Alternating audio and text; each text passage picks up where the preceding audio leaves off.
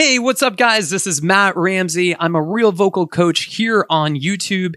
And today we are going to be talking about microphone technique as a part of Shure's How Do You Do That series. Let's get started.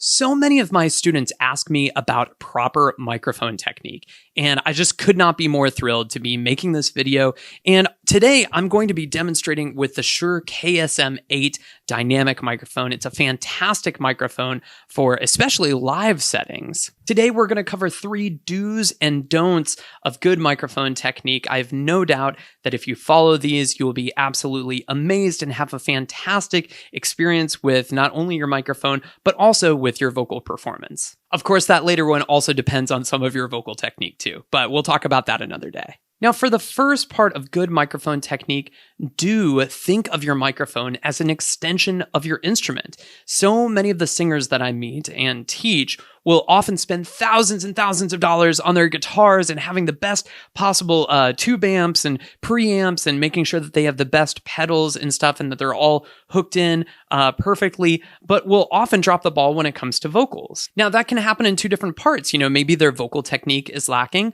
but I want you to start thinking about the microphone as an extension of your vocal instrument. By that, I mean that you need to learn how to use your microphone together along with your voice to have the best possible performance. That brings us beautifully to our first don't today, which is you do not want to cup the microphone. So I'm going to show you exactly the difference between those two. So pretend that we're singing Bad Romance by Lady Gaga. Whoa!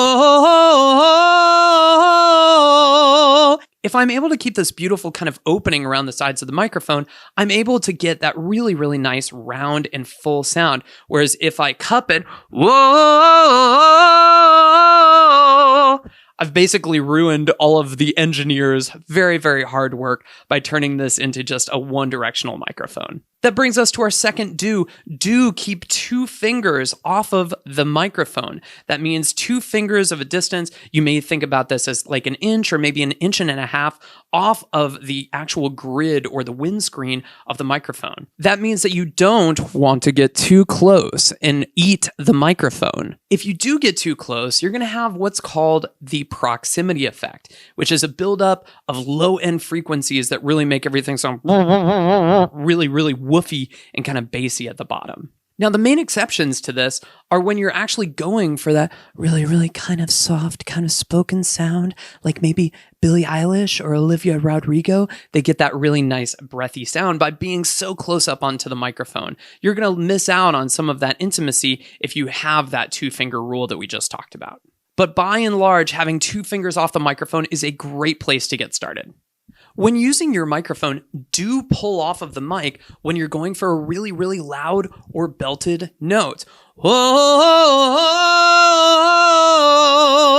In the same way, it's kind of like you can think about the microphone almost like you would a guitar. If you're a guitar player, you'll know that you're actually going to stimulate different tones by hitting the strings harder or maybe pulling off slightly. The same is true of the microphone. So rather than whoa, and just staying right on it the entire time, start to pull off for when you're going for really, really high notes. So if I'm going for a part of a song that's really kind of in the middle, coming out of my cage and I've been doing just fine, gotta be down because I want it all. It just starts right in that middle part of the voice, so I can kind of keep that 2-finger rule. But when I go up for that really big belted, let me go, you'll notice that I pull off just slightly in order to accommodate that louder sound. At the same time, when using your microphone, don't pull off too far. Let me go.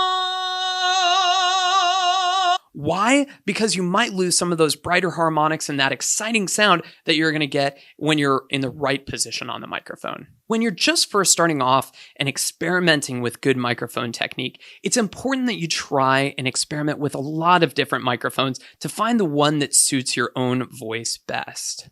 That's why it's so important then when you're shopping around for a good microphone for your voice, that you're trying lots of them out and getting a feeling for the way that your voice sounds using each of them. Keep these steps in mind when you're starting to work with your microphone, and especially during live performances, and you'll be amazed at how great your voice sounds. And if you want more fantastic videos showing you how to get great vocal technique, definitely check out my channel here on YouTube at Ramsey Voice Studio.